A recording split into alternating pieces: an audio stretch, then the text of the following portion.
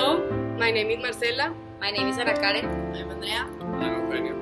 And we're team number 5. We're gonna be interviewing a doctor his name is Carlos Eduardo Cermeño, and our topic is drug addiction.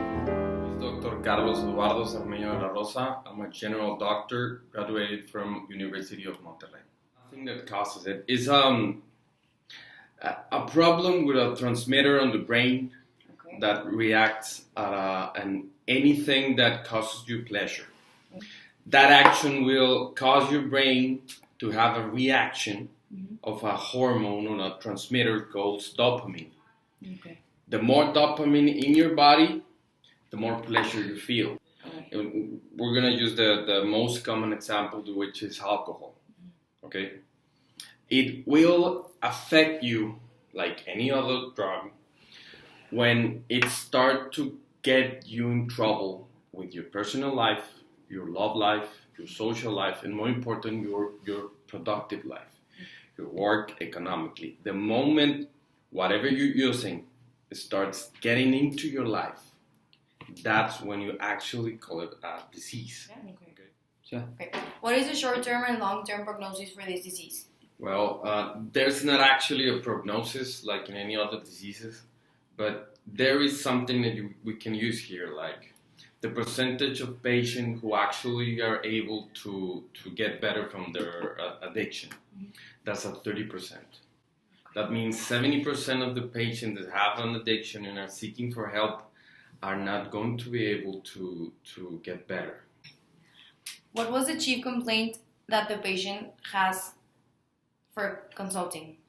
That it's actually that they're getting too much trouble. I don't know, it's their sex life or the love life or the family life.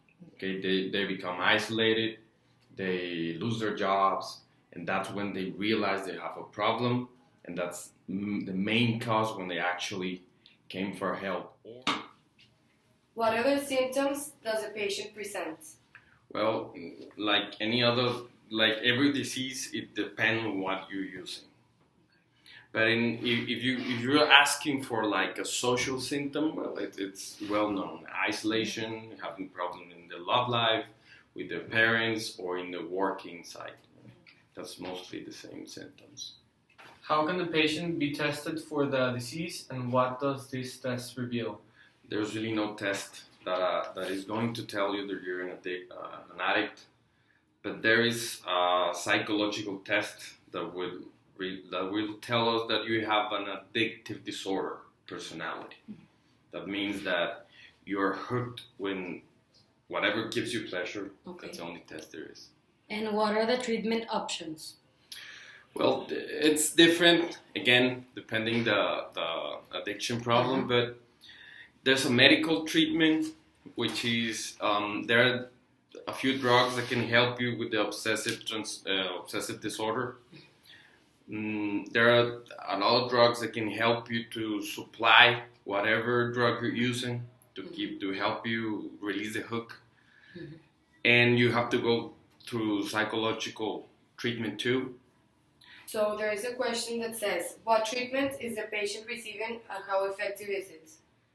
So depending on the patient, they give the medicine they need to get or the psychological treatment they need to get. That's right. It depends on the drug, on the person, and the support that he has. If he or she have really good support on his work, on his family, it's really easy then.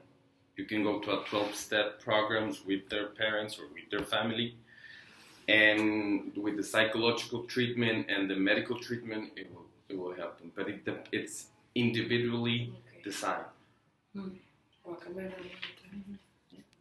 What would happen if the patient doesn't get treated? Well, 70% of the cases, he's going to die or she's going to die. That's it. It's the worst they can get. Of course. What new technologies exist for preventing, diagnosing, or treating this disease?